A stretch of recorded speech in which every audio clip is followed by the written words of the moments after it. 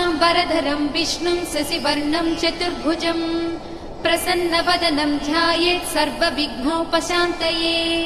व्यासं वसिष्ठनप्तारं शक्तेः पौत्रमकल्मषम्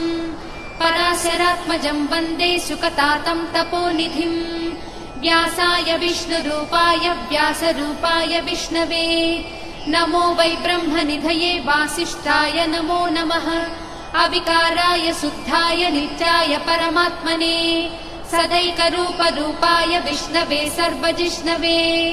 यस्य स्मरणमात्रेण जन्म संसारबन्धनात् विमुच्यते नमस्तस्मै विष्णवे प्रभविष्णवे। ॐ नमो विष्णवे प्रभविष्णवे।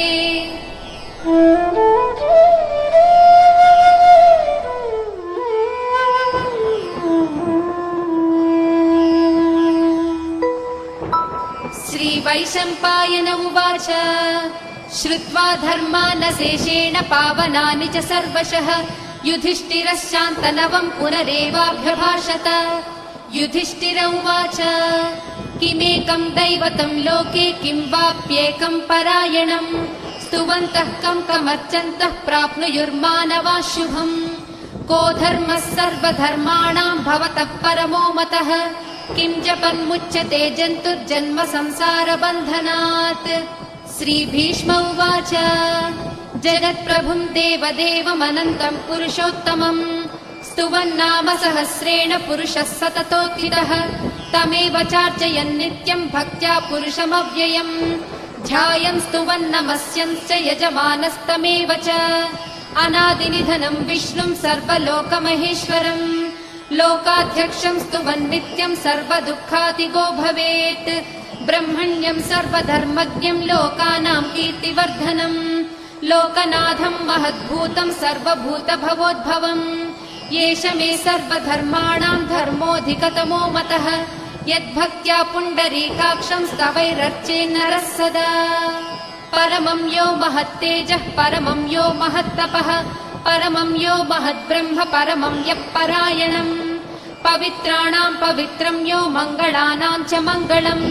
दैवतं देवतानां च भूतानां यो व्ययः पिता यतः सर्वाणि भूतानि भवन्त्यादियुगागमे यस्मिंश्च प्रलयं यान्ति पुनरेव युगक्षये तस्य लोकप्रधानस्य जगन्नाथस्य भूपते विष्णोर्नाम सहस्रं मे शृणु पापभयापहम्। यानि नामानि गौणानि विख्यातानि महात्मनः ऋषिभिः परिगीतानि तानि वक्ष्यामि भूतये। ऋषिर्नाम्नां सहस्रस्य वेदव्यासो महामुनिः छन्दोऽनुष्टुप् तथा देवो भगवान् देवकीसुतः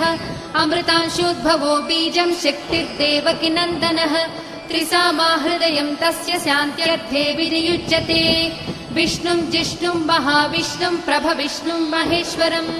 अनेकरूपदैत्यान्तं नमामि पुरुषोत्तमम्।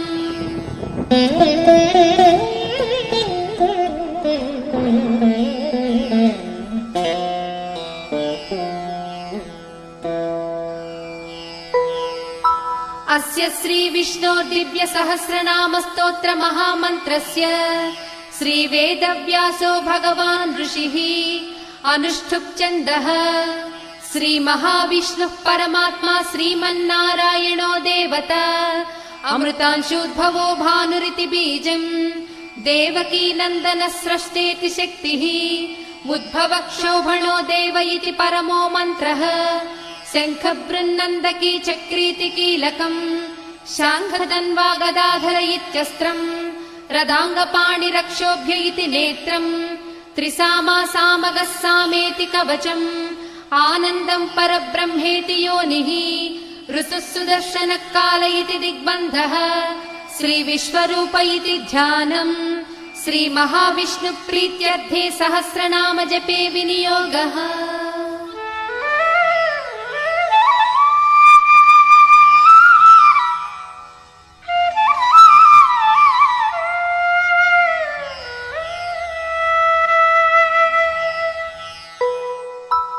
ध्यानम्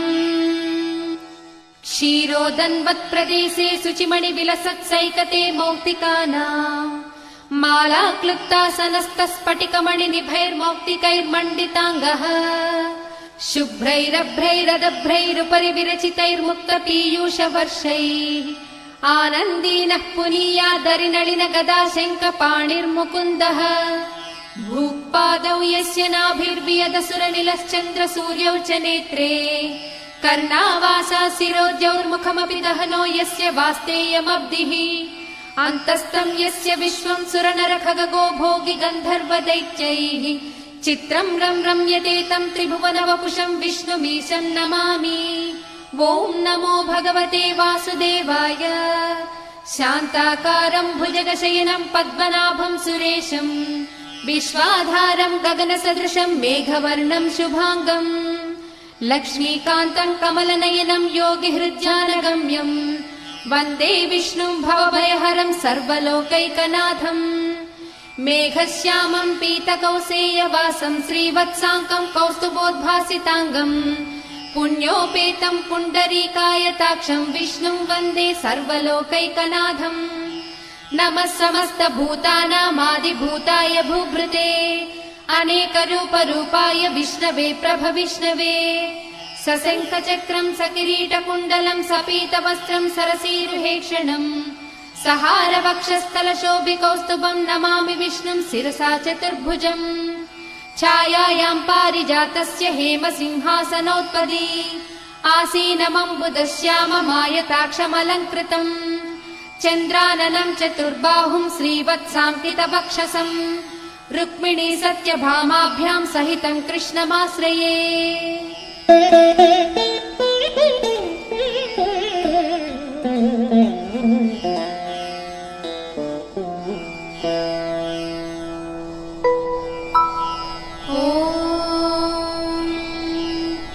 विश्वं विष्णुर्वषट्कारो भूतभव्यभवत्प्रभुः भूतकृद्भूतभृद्भावो भूतात्मा भूतभावनः भूतात्मा परमात्मा च मुक्तानां परमागतिः अव्ययः पुरुषः साक्षी क्षेत्रज्ञोऽक्षर एव च योगो योगविदां नेता प्रधानपुरुषेश्वरः नारसिंहवपुः श्रीमान् केशवः पुरुषोत्तमः सर्वः सर्वशिवस्थाणुर्भूतादिर्निधिरव्ययः सम्भवो भावनो भर्ता प्रभवः प्रभुरीश्वरः स्वयंभूः शम्भुरादित्यः पुष्कराक्षो महास्वनः अनादिनिधनो धाता विधाता धातुरुत्तमः अप्रमेयो हृषीकेशः पद्मनाभो मरप्रभुः विश्वकर्मा मनुस्त्वष्टा स्तविष्ठस्थविरो ध्रुवः अग्राह्यः शाश्वतः कृष्णो लोहिताक्षः प्रतर्दनः प्रभूतस्त्रिककुद्धाम पवित्रं मङ्गलं परम् ईशानः प्राणदः प्राणो ज्येष्ठः श्रेष्ठः प्रजापतिः हिरण्यगर्भो भूगर्भो माधवो मधुसूदनः ईश्वरो विक्रमी धन्वी मेधावी विक्रमः क्रमः अनुत्तमो धुरादर्शः कृतज्ञः कृतिरात्मवान् सुरेशः शरणं शर्म विश्वरेताः प्रजाभवः अहः संवत्सरो व्याळः प्रत्ययः सर्वदर्शनः अजः सर्वेश्वरः सिद्धः सिद्धिः सर्वादिरच्युतः वृषा कपिरमेयात्मा सर्वयोगविनिसृतः वसुर्वसुमना सत्यः समात्मा संमितः समः अमोघ पुण्डरीकाक्षो वृषकर्मा वृषाकृतिः रुद्रो बहुशिरा बभ्रुर्विश्वयोनिः शुचिश्रवाः अमृतः शाश्वतस्थाणुर्वरारोहो महातपाः सर्वगः सर्वविद्वानुर्विश्वक्सेनो जनार्दनः वेदो वेदविदव्यङ्गो वेदाङ्गो वेदवित्कविः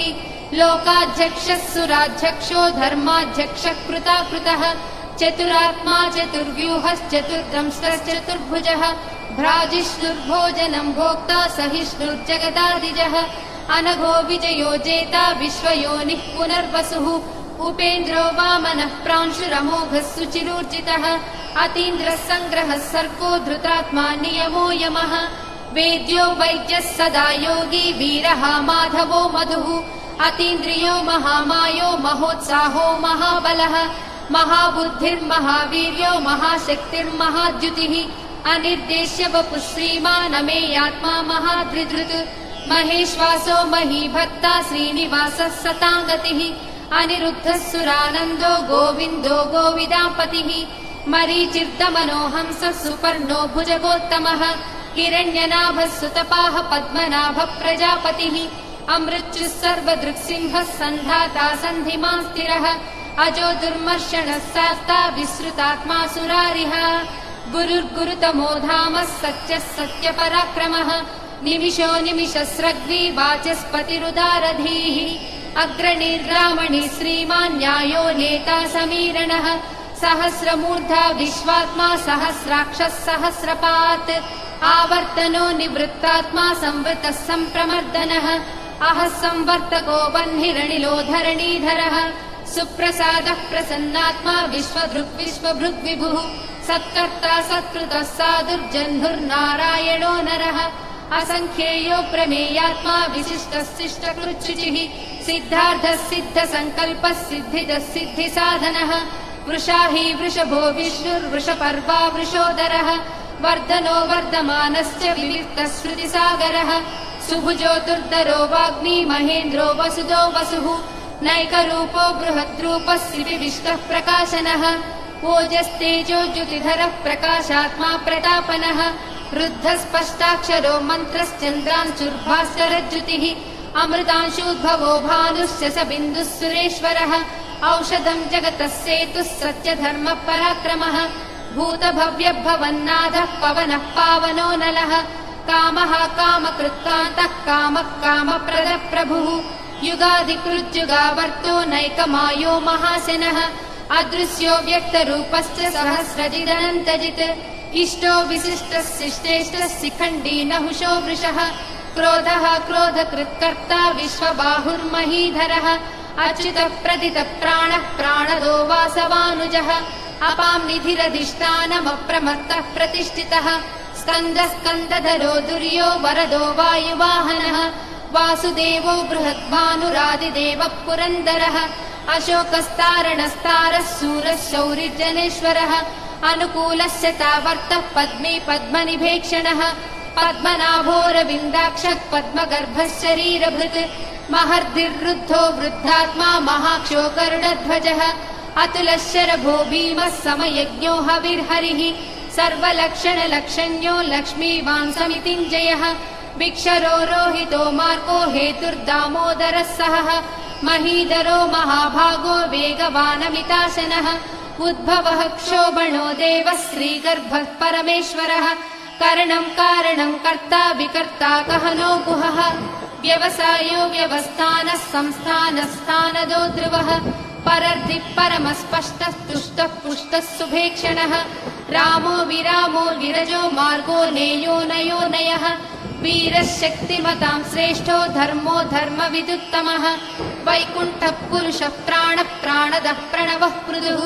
हिरण्यगर्भः शत्रुघ्नो व्याप्तो वायुरथोक्षजः ऋतुः सुदर्शनः काल परमेष्टि परिग्रहः उग्रः संवत्सरो दक्षो विश्रामो विश्वदक्षिणः विस्तारस्थावरस्थाणुः प्रमाणम् बीजमव्ययम् अर्धोऽनर्धो महाकोशो महाभोगो महाधनः अनिर्विण्णस्थविष्टो भूर्धर्मयूपो महामखः नक्षत्रनेमिर्नक्षत्री क्षमः क्षामः समीहनः यज्ञयुज्यो महेज्यश्च क्रतुः सत्रम् सताङ्गतिः सर्वदर्शी विमुक्तात्मा सर्वज्ञो ज्ञानमुत्तमम् सुव्रतः सुमुखः सूक्ष्मः सुघोषः सुखदः सुहृत् मनोहरोजितक्रोधो वीरबाहुर्विदारणः स्वापनः स्ववशो व्यापी नैकात्मा नैककर्मकृत् वत्सरो वत्सलो वत्सी रत्नगर्भो धनेश्वरः धर्मकृद्धर्मी सदसक्षरमक्षरम् अविज्ञाता सहस्रांशुर्विधाता कृतलक्षणः गभस्तिनेमिः सत्त्वस्था सिंहो भूतमहेश्वरः आदिदेवो महादेवो देवेशो देवभृद्गुरुः उत्तरो गोपतिर्गोप्ता ज्ञानगम्यः पुरातनः शरीरभूतभृद्भोक्ता कपीन्द्रो भूरि दक्षिणः सोमपो मृतपः सोमः पुरुजित्पुरुषत्तमः विनयोजयः सत्यसन्धो दासार्हः सात्वतां पतिः जीवो विनयिता साक्षी मुकुन्दो मितविक्रमः अम्भो निधिरनन्तात्मा महोदतिशयोऽन्तकः अजो महर्हः स्वाभाव्यो जितामित्रप्रमोदनः आनन्दो नन्दनो नन्दः सत्यधर्मा त्रिविक्रमः महर्षिः कपिलाचार्यः कृतज्ञो मेदिनीपतिः त्रिपदस्त्रिदशाध्यक्षो महाशृङ्गः कृतान्तकृत् महावराहो गोविन्दः सुषेणः कनकाङ्गदी गुह्यो गभीरो गहनो गुप्तश्चक्रगदाधरः वेदास्वाङ्गोचितः कृष्णो दृढः सङ्कर्षणोच्युतः वरुणो वारुणो वृक्षः पुष्कराक्षो महामनाः भगवान् भगः नन्दी वनमाली हलायुधः आदित्यो ज्योतिरादित्यः सहिष्णुर्गतिसत्तमः सुधन्वा कण्णपरशुर्दारुणो द्रविणप्रदः दिवस्पृक् सर्वदृग्यासो वाचस्पतिरयो निजः त्रिसामासामगः साम निर्वाणम् भेषजम् भिषक् सन्न्यासकृच्चमशान्तो निष्ठा शान्तिः परायणम् शुभाङ्गः शान्तिदः स्रष्टा कुमुदः कुवलेशयः गोहितो गोपतिर्गोप्ता वृषभाक्षो वृषप्रियः अनिवर्ती निवृत्तात्मा संक्षेप्ताक्षेमकृच्छिवः श्रीवत्सवक्षा श्रीवासः श्रीपतिः श्रीमताम्बरः श्रीधः श्रीसः श्रीनिवासः श्रीनिधिः श्रीविभावनः श्रीधरः श्रीकरः श्रेयः श्रीमान् लोकत्रयाश्रयः स्वक्षस्वङ्गस्य तानन्दो नन्दिर्ज्योतिर्गणेश्वरः विजितात्मा विधेयात्मा सत्कीर्तिश्चिन्न संशयः उदीर्णः सर्वतश्चक्षुरनीशः शाश्वतस्थिरः भूषयो भूषणो भूतिर्दिशोकः शोकनाशनः अर्चिष्मानर्चितः कुम्भो विशुद्धात्मा विशोधनः अनिरुद्धो प्रतिरतः प्रद्युम्नो विदविक्रमः कालनेमिनिः वीरः शौरिः शूरजनेश्वरः त्रिलोकात्मा त्रिलोकेशः केशवः केशिहा हरिः कामदेवः कामपालः कामीकान्तः कृतागमः अनिर्देश्य वपुर्विष्णुर्वीरो नन्दो धनञ्जयः ब्रह्मण्यो ब्रह्मकृत् ब्रह्मा ब्रह्म ब्रह्म विवर्धनः ब्रह्मविद्ब्राह्मणो ब्रह्मी ब्रह्मज्ञो ब्राह्मणप्रियः महाक्रमो महाकर्मा महातेजा महोरगः महाक्रतुर्महायज्वा महायज्ञो महाहविः स्तव्यस्तव प्रियस्तोत्रम् स्तुतिस्तोतारणप्रियः पूर्णः पूरयिता पुण्यः पुण्यकीर्तिरनामयः मनोजवस्तीर्थकरो वसुरेता वसुप्रदः वसुप्रदो वासुदेवो वसुर्वसुमनाहविः सद्गतिः सत्कृतिः सत्ता सद्भूतिः सत्परायणः सूरसेनो यजुश्रेष्ठः सन्निवासः सुयामुनः भूतावासो वासुदेवः सर्वासु निलयो ननः दर्पः दर्पदो दृप्तो दुर्धरोधा पराजितः विश्वमूर्तिर्महामूर्तिर्दीप्तमूर्तिरमूर्तिमान् अनेकमूर्तिरव्यक्तः शतमूर्तिः शताननः एको नैकः स वः कः किम् यत्तत्पदमनुत्तमम् लोकबन्धुर्लोकनाथो माधवो भक्तवत्सलः सुवर्णवर्णो हेमाङ्गो वरागश्चन्दनागदी वीरः विषमः शून्यो घृतासीरचलश्चलः अमानी मानदो मान्यो लोकस्वामी त्रिलोकधृत् सुमेधा मेधजोधन्यः सत्यमेधाधराधरः तेजो वृषो युधिधरः सर्वशस्त्रभृताम्बरः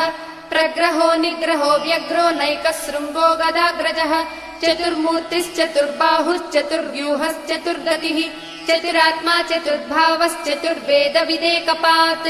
समावर्तो निवृत्तात्मा दुर्जयो दुरतिक्रमः दुर्लभो दुर्गमो दुर्गो दुरावासो दुरारिः शुभाङ्गो लोकसारङ्गः सुतन्तुस्तन्तुवर्धनः इन्द्रकर्मा महाकर्मा कृतकर्मा कृतागमः उद्भवः सुन्दरः सुन्दो रत्ननाभः सुलोचनः अर्को वाजसनः शृङ्गी जयन्तः सर्वविजयी सुवर्णबिन्दुरक्षोभ्यः सर्ववागीश्वरेश्वरः महाह्रदो महागर्तो महाभूतो महानिधिः कुमुदः कुन्दरः कुन्दः पर्जन्यः पावनोऽनिलः अमृताशोऽमृतवपुः सर्वज्ञः सर्वतोमुखः सुलभः सुव्रतः सिद्धः शत्रुजिच्छत्रुतापनः न्यग्रोधोदुम्बरोऽश्वत्थश्चाणूरान्ध्रनिषूदनः सहस्रार्चिः सप्तजिह्वः सप्तैधा सप्तवाहनः अमूर्तिरनघोचिन्त्यो भयकृद्भयनाशनः अणुबृहत्कृशस्थूलो गुणभृन्निर्गुणो महान् अधृतस्वधृतस्वास्य प्राग्वंशो वंशवर्धनः भारबृहत्कथितो योगी योगीशः सर्वकामदः आश्रमश्रमणक्षामः सुपर्णो वायुवाहनः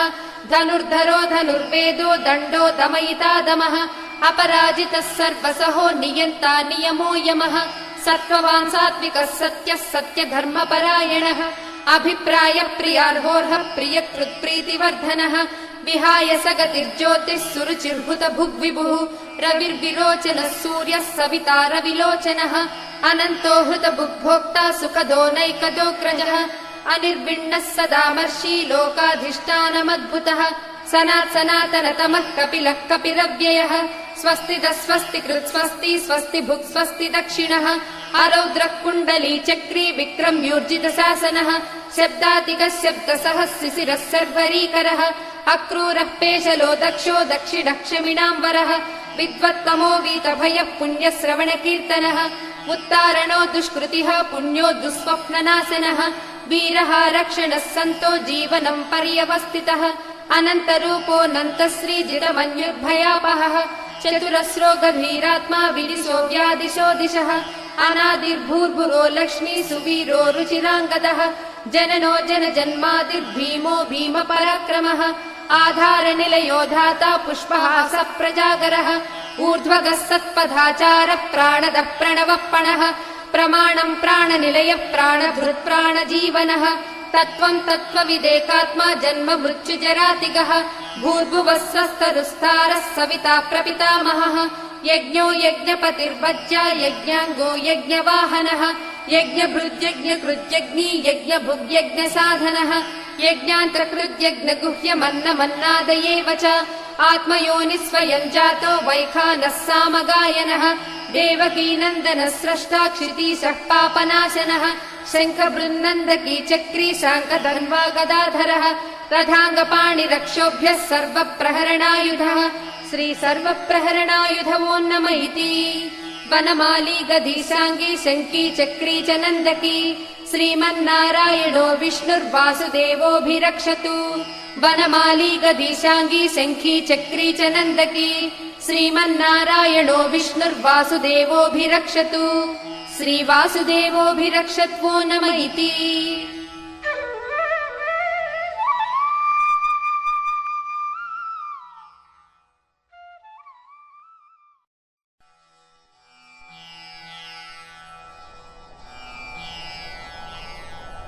इतीदं कीर्तनीयस्य केशवस्य महात्मनः नाम्नां सहस्रं दिव्यानाम् अशेषेण प्रकीर्तितम् य इदं शृणुयात् नित्यं यश्चापि परिकीर्तयेत् नाशुभं प्राप्नुयात् किञ्चित् सोमुत्रेह च मानवः वेदान्तको ब्राह्मणः स्यात् क्षत्रियो विजयी भवेत् वैश्यो धनसमृद्धः स्यात् शूद्रः सुखमवाप्नुयात् धर्मार्धी प्राप्नुयात् धर्मम् अर्थार्थी चार्धमाप्नुयात् कामानवाप्नुयात् कामी प्रजार्थी चाप्नुयात् प्रजाम् भक्तिमान् यः सदोत्थाय शुचिस्तद्गतमानसः सहस्रं वासुदेवस्य नाम्नामेतत् प्रकीर्तयेत् यशः प्राप्नोति विपुलं याति प्राधान्यमेव च अचलां श्रियमाप्नोति श्रेयः प्राप्नोत्यनुत्तमम् न भयं क्वचिदाप्नोति वीर्यं तेजश्च विन्दति भवच्च रोगो द्युतिमान् बलरूपगुणान्वितः रोगातो मुच्यते रोगात् बद्धो मुच्येत बन्धनात् भयान्मुच्येत भीतस्तु मुच्येतापन्न आपदः दुर्गाण्यतितरत्यासु पुरुषः पुरुषोत्तमम् स्तुवन्नाम सहस्रेण नित्यम् भक्तिसमन्वितः वासुदेवाश्रयो मर्त्यो वासुदेवपरायणः सर्वपापविशुद्धात्मा याति ब्रह्म सनातनम् न वासुदेव भक्तानाम् अशुभम् विद्यते क्वचित् जन्म मृत्युजरा व्याधि भयम् नैवोपजायते इमं स्तवमधीयानः श्रद्धा भक्तिसमन्वितः युज्येतात्मसुखशान्तिः श्रीधृतिस्मृतिकीर्तिभिः न क्रोधो न च मात्सर्यम् न लोभो नाशुभामतिः भवन्ति कृतपुण्यानाम् भक्तानाम् पुरुषोत्तमे द्यौस्रचन्द्रार्कनक्षत्रम् खम् दिशो भूर्महोदधिः वासुदेवस्य वीर्येण विधृतानि महात्मनः ससुरासुरगन्धर्वम् स यक्षोरगराक्षसम् जगद्वशे वर्ततेदम् कृष्णस्य सचराचरम् इन्द्रियाणि मनोबुद्धिः सत्त्वम् तेजो बलम् धृतिः वासुदेवात्मकान्याहुः क्षेत्रम् क्षेत्रज्ञ एव च सर्वागमानामाचारः प्रथमम् परिकल्पितौ आचार्यप्रभवो धर्मो धर्मस्य प्रभुरच्युतः ऋषयः पितरो देवा महाभूतानि धातवः जङ्गमाजङ्गमम् चेदम् जगन्नारायणोद्भवम् योगो ज्ञानम् तथा साङ्ख्यम् विद्या शिल्पादिकर्म च वेदशास्त्राणि विज्ञानम् एतत् सर्वम् जनार्दनात् एको विष्णुर्महद्भूतम् पृथग्भूतान्यनेकशः त्रीन् लोकान् व्याप्य भूतात्मा भुङ्क्ते विश्वभुगव्ययः इमं स्तवं भगवतो विष्णोर्व्यासेन कीर्तितम् पठे च इच्छेत् पुरुषः श्रेयः प्राप्तुं सुखानि च विश्वेश्वरमजं देवं जगतः प्रभुमव्ययम् भजन्ति ये पुष्कराक्षं न ते यान्ति पराभवम् न ते यान्ति पराभवम् ॐ नमः इति। अर्जुन उवाच पद्मपत्र विशालाक्ष पद्मनाभ सुरोत्तम भक्तानामनुरक्तानां त्राता भव जनार्दन। श्रीभगवानुवाच यो मां नाम सहस्रेण स्तोतुमिच्छति पाण्डव सोऽहमेकेन श्लोकेन स्तुत एव न संशयः स्तुत एव न संशय ॐ नमः इति। व्यास उवाच वासनाद्वासुदेवस्य वासितं भुवनत्रयम् सर्वभूतनिवासोऽसि वासुदेव नमोऽस्तु ते। श्रीवासुदेव नमोऽस्तु ते ॐ नमः इति। पार्वत्युवाच केनोपायेन लघुना विष्णोर्नाम सहस्रकम् पठ्यते पण्डितैर्नित्यम् श्रोतुमिच्छाम्यहम् प्रभो। ईश्वर उवाच श्रीराम राम रामेति रमे रामे मनोरमे सहस्रनाम तत्तुल्यम् राम राम वरानने। श्रीराम राम रामेति रमे रामे मनोरमे सहस्रनाम तत्तुल्यम् राम नाम वरानने। श्रीराम राम रामेति रमे रामे मनोरमे सहस्रनाम तत्तुल्यम् राम नाम वरानने। श्रीराम नाम वरानन ॐ नमः इति। ब्रह्मोवाच नमोऽस्त्वनन्ताय सहस्रमूर्तये सहस्रपादाक्ष शिरोरुबाहवे सहस्रनाम्ने पुरुषाय शाश्वते सहस्रकोटियुगधारिणे नमः सहस्रकोटियुगधारिणे ॐ नमः इति। सञ्जय उवाच यत्र योगेश्वर कृष्णो यत्र पार्थो धनुर्धरः तत्र श्रीविजयोर्भूतिर्ध्रुवा नीतिर्मतिर्मम। श्रीभगवानुवाच अनन्याश्चिन्तयन्तो मां ये जनाः पर्युपासते तेषां नित्याभियुक्तानां योगक्षेमं वहाम्यहम्। परित्राणाय साधूनां विनाशाय च दुष्कृताम् धर्म संस्थापनार्थाय सम्भवामि युगे युगे। आर्ता विषण्णाः शिथिलाश्च भीता घोरेषु च व्याधिषु वर्तमानाः संकीर्त्य नारायण शब्दमात्रं विमुक्त दुःखा सुखिनो भवन्तु। कायेन वाचा मनसेन्द्रियैर्वा बुद्ध्यात्मना वा प्रकृते स्वभावात् करोमि यद्यत् सकलं परस्मै नारायणायेति समर्पयामि।